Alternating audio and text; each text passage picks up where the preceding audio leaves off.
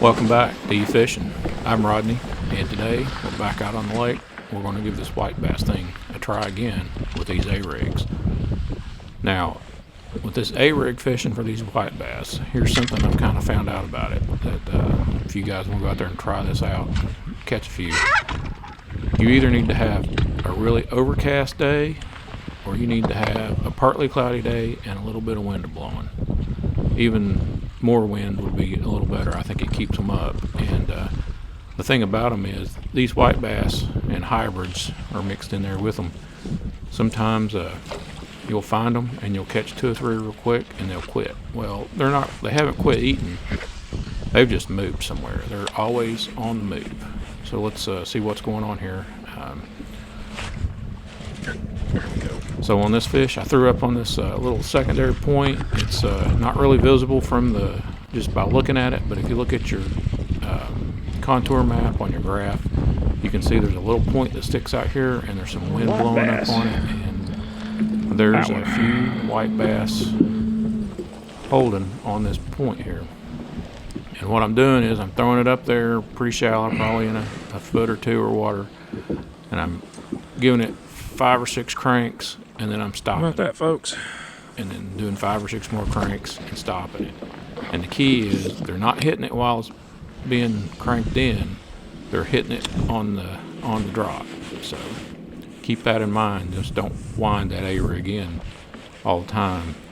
Give it a stop every now and then, and maybe pop your rod a little bit. It'll flare that thing out and cause them to come up there and to hit it. And a lot of times they'll follow it, and you'll feel them kind of just nipping at it. It'll be like a bluegill hitting at it. Go thump, thump, thump, thump, thump. And then if you stop it and let it fall a little bit, one will grab it. There's another.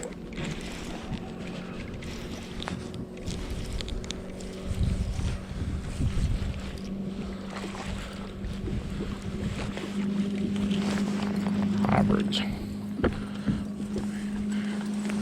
Here's another decent one that we caught on this A-rig. Stop. And sometimes they will target one of your swim baits, and I don't know why that is, but it seems like on some days they'll just like get the bottom right one, bottom left, top right, or sometimes, and usually they'll hit the center one, but every now and then it'll be something different and kind of odd going on. But when those things quit biting, pick up and move to another spot and pull up on another little point or a main lake point or a channel swing, somewhere where the wind's blowing in is key to this. And if you can find shad on it, even better. And if there's not any shad there, then white bass and hybrids are definitely not going to be there. But you might pick something else. You might pick a largemouth up or something else on it. But if there's no shad there, them white bass and hybrids, they are definitely not going to be there. They're going to be somewhere where the shad are.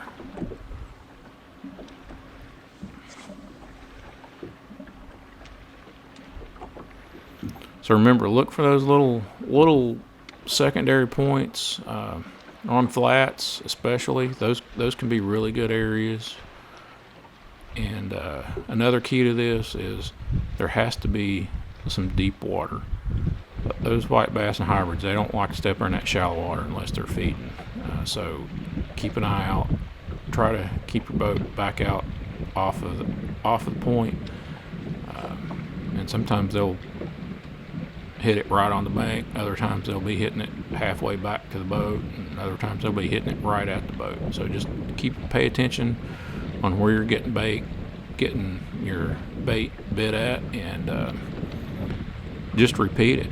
And if you catch a fish, don't oh, hello there, don't leave. If you catch one of those things, there's more of them there to be caught. So just hang in there. Try to keep your boat off the top of it, and catch as many of them as you can before they move on. And when they move on, just move on yourself.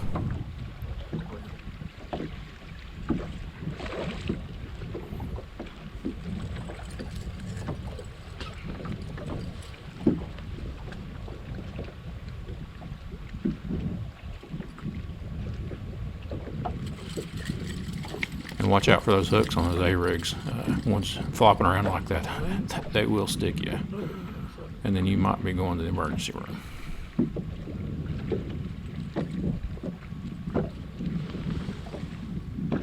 Check that out.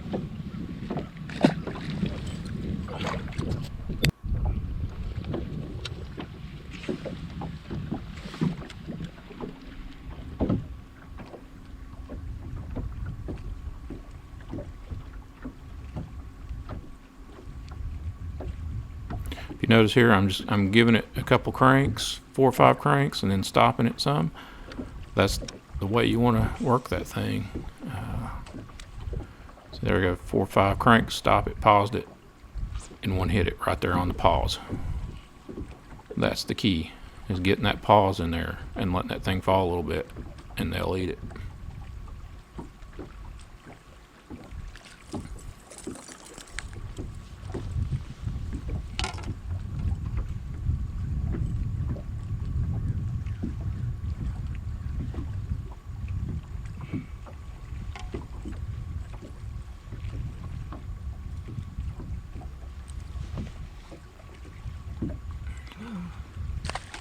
So the last thing I'm going to leave you with is a shot of the depth finder. If you see this on your depth finder, it might be a good idea to pull that A-rig out and try to catch some of these white bass. You'll see them coming, streaking up off the bottom. That's fish feeding. So if you see that, it's a good thing to have.